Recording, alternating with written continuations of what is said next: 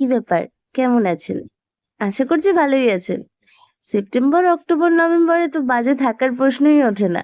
বাড়িতে মা আসে না? শ্যামা, উমা, কিছুদিন পরে জগদ্ধাত্রী পূজা হবে। তাই না? এই যে আমি আর আমার বোন মিলে বদমাশি করছি আর একটু লাইট লাগিয়ে ফেলেছি ঘরে। এই যে এখানে দাদা এসছে আমাকে নক করলো। আমি তো দেখে অবাক। মেবি আইফোন কিনেছে, এক্সাইটমেন্টটা দেখো তার। ওহো! কি দারুণ!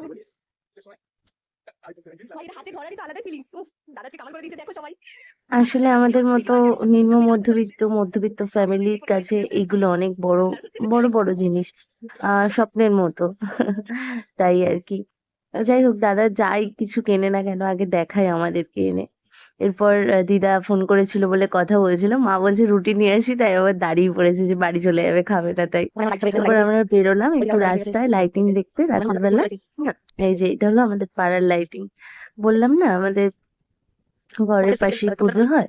এই যে পুরো একদম বলতে গেলে ঘরের মধ্যে, মানে আমাদের পাড়াটা এমনিই না ভীষণ ভীষণ আনন্দের জায়গা। মানে কেউ যদি আমাদের পাড়ায় ভাড়া আসে না, কেউ যেতে চায় না। বলে যে না এখানেই থাকবো, যে কোনো কোনায় এসে বলবে এখানেই থাকবো, এতটা আনন্দ আমাদের পাড়ায় আছে। যাই হোক, পরের দিন আরো আরো জিনিস শেয়ার করবো। আজ তাহলে আসি। টাটা, শুভরাত্রি, সবাই ভালো থাকবে।